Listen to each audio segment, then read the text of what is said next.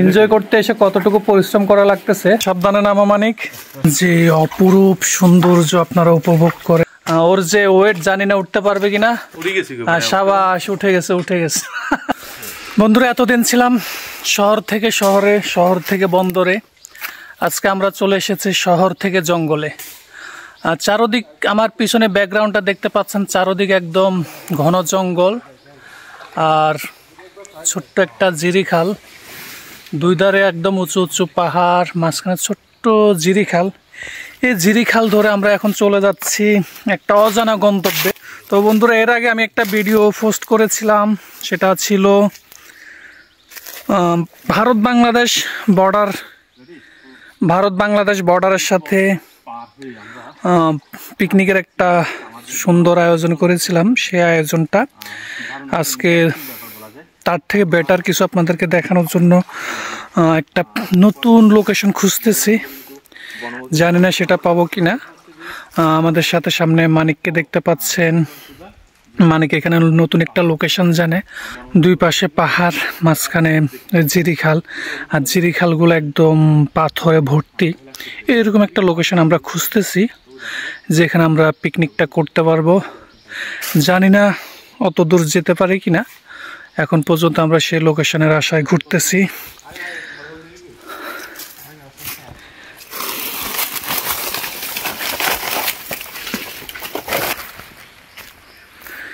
তো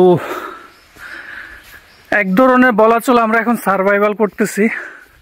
সে সকাল 11টা থেকে আমরা এই সার্ভাইভালে নেমেছি। এখন বাজে প্রায় 12:30, প্রায় 1টার কাছাকাছি আমরা যাচ্ছি। জানি না কতটুকু সাকসেস হব। যদি সাকসেস হতে পারি, সে পিকনিক স্পটটাতে পিকনিক করব এবং আপনাদেরকে সেই মজাদার মুহূর্তটা আপনাদের সামনে তুলে ধরার চেষ্টা করব। আর পানিগুলো দেখতেছেন একদম ক্লিন এবং খুবই ঠান্ডা। যদিও শীতকাল ঠান্ডা, শীতকাল সেই জন্য ঠান্ডা, আসলে শীতকালের জন্য ঠান্ডা বলবো না। পানিগুলো মূলত পাহাড় ঘেমে ঘেমে আসতেছে, একদম খুবই কুল। অপু, আসো আসো আসো।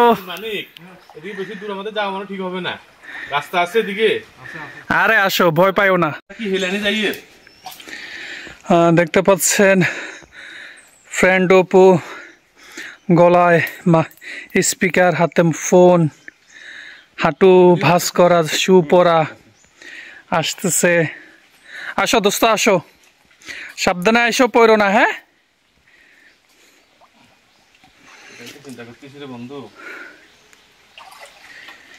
অনেকটা ফিল, মানে কি বলে, সার্ভাইভালের যে একটা ফিল, সেটা কিন্তু আমরা পেয়ে যাচ্ছি। সেই সকালে এসেছি। আস্তে আস্তে উঠো।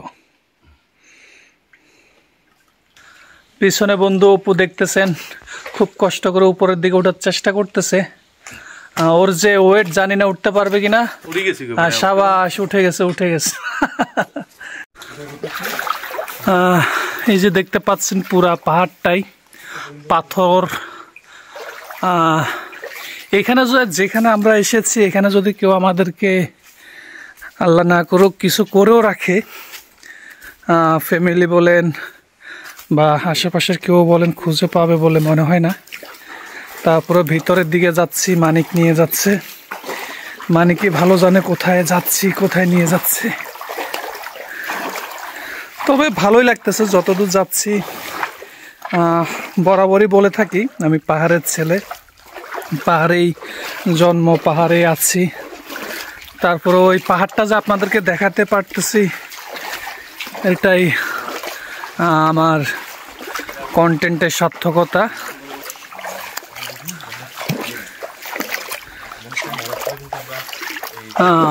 অনেক উঁচু, কত বড় পাহাড় দেখতে পাচ্ছেন,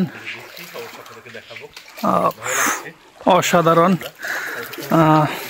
আমি বিশ্বাস করি এই ভিডিওটা যারা লেভেলের আছেন, আপনারা যদি ভিডিওটা কন্টিনিউ দেখেন তাহলে অনেকটাই মজা পাবেন। আর আমাকে কষ্ট করে ভিডিওটা দেখার যে একটা প্যারা, বোরিং, আশা করি সেটা আপনাদের কেটে যাবে।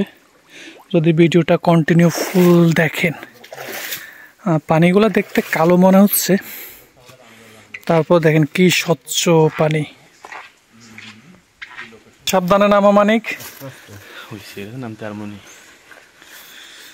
খুব রিস্কি কারণ পাথরের জায়গা, পানিতে পিচ্ছিল হয়ে যায়। কোন দিকে যাবা এখন?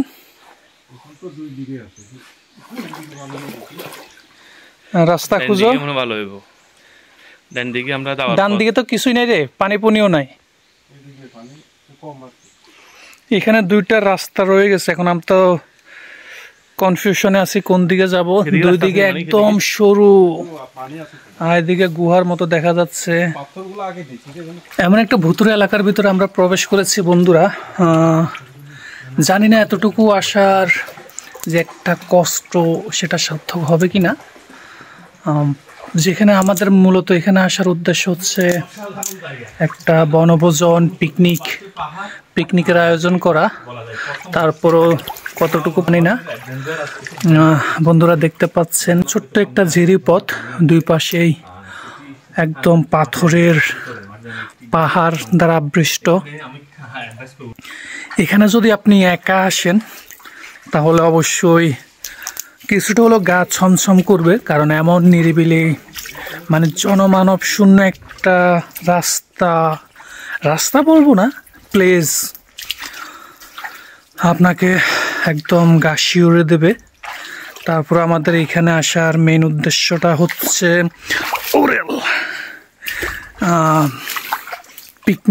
পিকনিক করতে আসার যে একটা উদ্দেশ্য ছিল, সেটা মনে হয় না আমরা এখানে করতে পারবো, কারণ এত দূর এসে এখানে বনভোজন করাটা অনেকটা টাফ।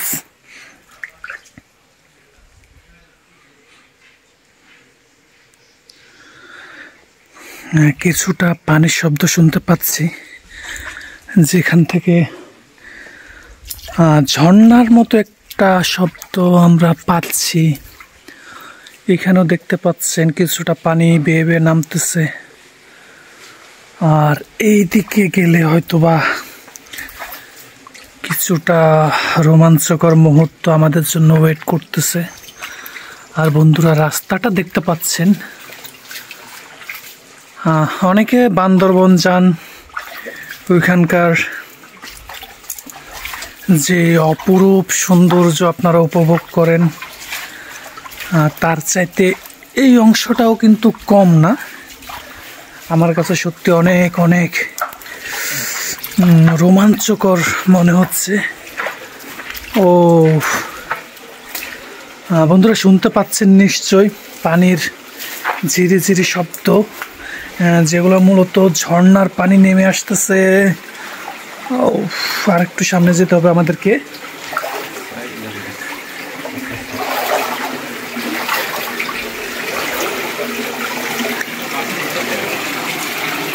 এইদিকে অনেক পাথরের রাস্তা, যদি ওইদিকে যাওয়া যায় হয়তো বা বেটার কিছু আমরা দেখবো। যাবি ওইদিকে? যাবি?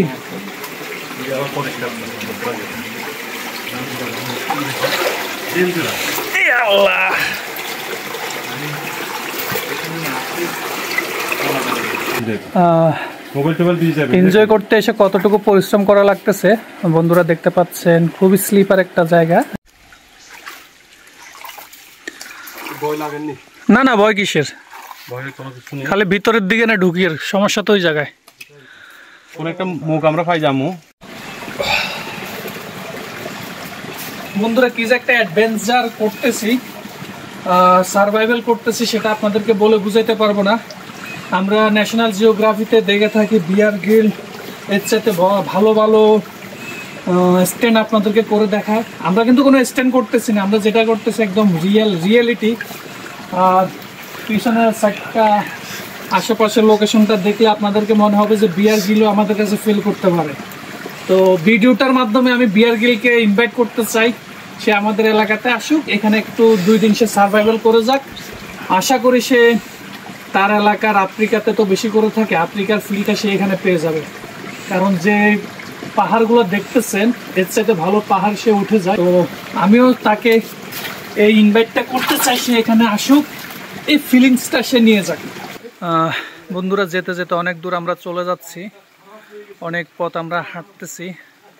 এই যে পাথরগুলো দেখতে পাচ্ছেন, এটা মূলত এই জায়গার নাম মুক্তাছড়া, কিন্তু এখানে অনেকগুলো পাথর বড় বড় পাথর, অনেক পুরানা পাথর, শত শত বছরের এই পাথরগুলো কি বৃদ্ধি পায় বয়স হলেও? কি হ্যাঁ, এগুলো পাথরগুলো কিন্তু এটা বয়সের সাথে সাথে এটা বেড়ে যায়, বছরে বছরে এটা বাড়ে।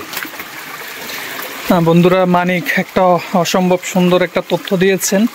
এই যে ছোট ছোট পাথরগুলো দেখতে পাচ্ছেন, শুধু যে মানুষের জীবন আছে তা না, মানুষের যে বৃদ্ধি হওয়ার ক্ষমতা আছে তা না, এই পাথরগুলো কিন্তু বয়সের সাথে সাথে বড় হয়। আর এই যে অসম্ভব সুন্দর একটা দৃশ্য দেখাতে পারতেছি, এই জন্য আমি নিজেই খুব আনন্দিত। আর এমন দৃশ্য দেখতে হলে আপনাকে অবশ্যই ট্রেক করতে হবে, ভ্রমণ করতে হবে। আর যদি পাহাড়ে না আসেন তাহলে এমন দৃশ্য আপনারা কোথাও খুঁজে পাবেন না। সত্যি অনেক অপূর্ব একটা দৃশ্য। আমরা কিন্তু আস্তে আস্তে অনেক উপরের দিকে উঠে যাচ্ছি, তাই না? অনেক ঢালুতে নিচে ছিলাম, নিচ থেকে আমরা পাহাড়ের উপরের দিকে যাচ্ছি। শুধু কঠিন না, তুমি এখানে চুলা ধরাবা কিভাবে? চুলার এটা সমস্যা নাই, এখানে লার্কির অভাব নাই। চুলা বানাইতে ওই কলা গাছের ইয়ে দিয়ে বানা যায়। আর এখানে তো পাথর আছে, অল্প স্বল্প পাথর দিই। সুন্দর, অনেক সুন্দর। সবচাইতে আপনাকে আকৃষ্ট করবে এই যে পানিগুলা, কত স্বচ্ছ, একদম নিখুঁত স্বচ্ছ পানি। বন্ধুরা, মূলত এখানে আমাদের আসার মেইন উদ্দেশ্য ছিল একটা পিকনিক স্পট খোঁজা। আর সেই পিকনিকের লোকেশন খুঁজতে খুঁজতে কতটুকু ভিতরে চলে এসেছি সেটা আর নাই বা বলি। এখন আমরা খুবই টায়ার্ড, ক্লান্ত, কারণ যে একটা আশা নিয়ে আমরা এসেছিলাম সেটা আর পূরণ হচ্ছে না। তাই আমরা এখন এখান থেকে ব্যাক করব। আমাদের যাত্রা এখানে আমাদের যাত্রা শেষ করব। মেনলি যাত্রা শেষ হবে, কিন্তু আমাদের উদ্দেশ্য শেষ হবে না।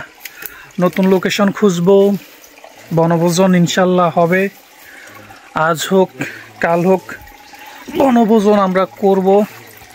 তবে এতটুকু ভালো লাগতেছে একটার জন্য এসে আরেকটা জিনিস পেয়ে যাওয়া, একের ভিতর দুই যাকে বলে। কল্পনা করিনি যে পাহাড়ের ভিতরে এসে এমন একটা সুন্দর রাস্তা আমরা পাবো, যেটা দিয়ে কষ্ট করতে এসেও কষ্টটাকে আজকে সার্থক মনে হচ্ছে। কারণ এমন পাথরের রাস্তা, তার ভিতরে ঝর্ণার পাহাড়ি পানি, একদম হিম শীতল, ক্লিন, পরিষ্কার স্বচ্ছ পানি, সত্যি অনেকটা বিমোহিত করেছে। এখানে আমরা শেষ করব। সবাই ভালো থাকবেন, সুস্থ থাকবেন। আর এমন সুন্দর সুন্দর ভিডিও পেতে অবশ্যই চ্যানেলটা সাবস্ক্রাইব করে পাশে থাকবেন। সবাই ভালো থাকুন, সুস্থ থাকুন। টাটা।